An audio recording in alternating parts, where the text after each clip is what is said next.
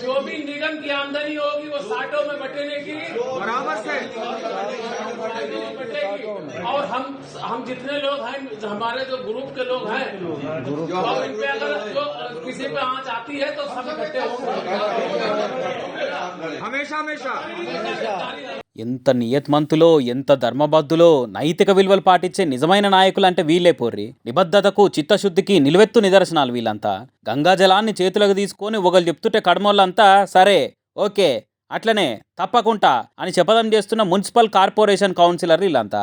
పవిత్ర గంగాజలం సాక్షిగా మన కార్పొరేషన్కి వచ్చిన కమిషన్లు, లంచాలు, ఆమ్యామ్యామ్లు ఏ వచ్చినా ఎవ్వలకొచ్చినా అన్ని ఒక్క కాడేసి అందరం సమానంగా వంచుకోవాలన్నట్టు ప్రమాణం చేస్తున్నారు. ఇగో గిది నీతి నియతి అంటే. ఇగో గిది ఒక్క తాటి మీద నిలబడు అంటే. ప్రజలకు సేవ చేయాలని ఓట్లేసి గెలిపిస్తే వీళ్ళేమో ఇగో ఇంత మూకుమ్మడిగా ప్రజల సొమ్మును గుమ్మే పని ముంగటేసుకొని సమానంగా వంచుకోవాలని ప్రమాణం చేస్తున్నారు. ఉత్తరప్రదేశ్ రాష్ట్రం షాజహాన్పూర్ మున్సిపల్ కౌన్సిలర్లు చేసిన శపథం ఇది. ఎంత చక్కదనంగా ఉన్నదో చూడరి డబుల్ ఇంజన్ సర్కార్ ముచ్చట.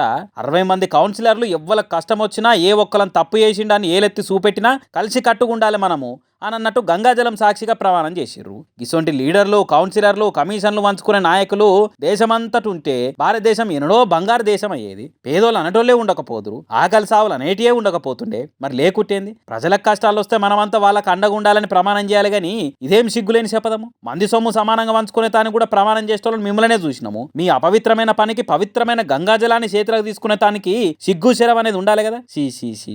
ప్రజాస్వామ్యం అనే పదమే సిగ్గుపడేటట్టు చేస్తున్నారుగా. ఏం మనుషులరా నాయన, తిట్టిన తిట్టు తిట్టకుండా తిడుతున్నారు ఈ వీడియోను చూసిన భారతదేశ జనాలు.